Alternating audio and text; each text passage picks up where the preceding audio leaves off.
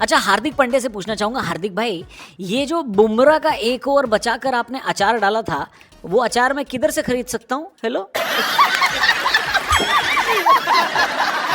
भाई, मैं बार बार बोल रहा था, एक बार फिर से बोलना चाहूंगा, दुनिया तो नहीं हिला पा रहे हो मुंबई वालों, क्या कर रहे हो तुम लोग? हर मौके पर ये गाना बजाना बंद कर दो।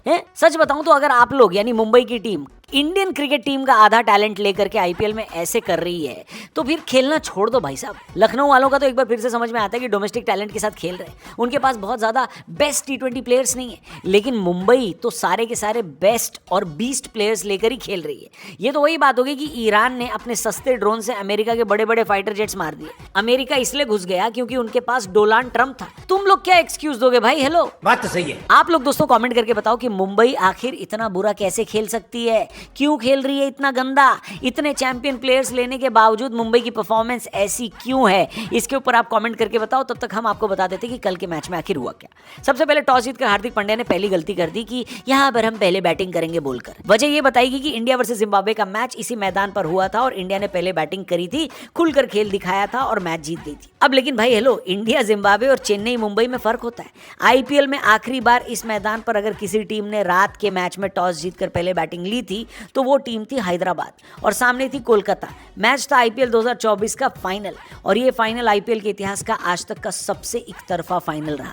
मुझे तभी समझ में आ गया कि ये मैच भी वन साइडेड होने वाला है। दूसरे ही ओवर में कंबोज को विकेट मिल गई। हालांकि मैं कहूंगा कि मुंबई का पावर प्ले फिर भी बहुत बढ़िया था क्योंकि रिकल्टन और नमनधीर ने बड़े बड़े छक्के मारे, लेकिन जैसे ही पावर प्ले के बाद नूर अहमद को लगाया गया, ऐसा लगा कि किसी ने मुंबई से शॉट लगाने की शक्ति छीन ली।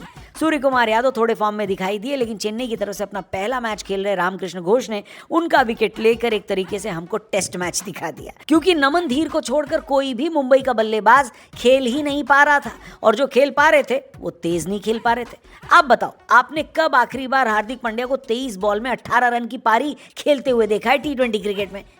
भाई, चेन्नई के गेंदबाजों ने एकदम शिकंजा जकड़ लिया और बड़ी मुश्किल से मुंबई 159 रन बना पाई। मैं कह रहा हूं मुंबई के फैंस को बहुत ज्यादा स्ट्रेस। अब मैं आपको यहां बता दूं कि हार्दिक पांड्या ने टॉस जीतकर बहुत बड़ी गलती की, क्योंकि ये पिच बिल्कुल भरोसे के लायक नहीं थी। यानी कौन सी गेंद कब कितनी उछाल लेगी ये पता ही नहीं चलेगा इस पिच पर। लेकिन चेन्नई के गेंदबाजों ने काम आसान कर दिया था। 160 का टारगेट कोई बहुत ज्यादा बड़ा तो होता नहीं है, बस ये हुआ कि संजू पावर प्ले में बुमराह के खिलाफ आउट हो गए। और चेन्नई के लिए चिंता की बात यह थी कि अभी तक जिस मैच में संजू पावर प्ले में आउट हो गए थे वो मैच वो लोग जीते नहीं थे। लेकिन 160 का जो टारगेट होता ना भाई, ये ऋतुराज गायकवाड़ जैसे बल्लेबाजों के लिए एकदम परफेक्ट टारगेट होता है। उनको पता होता है कि इस टारगेट को बनाने के लिए कैसे खेलना है। थोड़ा सा काम उर्विल पटेल ने आसान कर दिया। 200 की स्ट्राइक रेट से 24 रन बनाकर पावर प्ले में चेन्नई का स्कोर 62 कर दिया।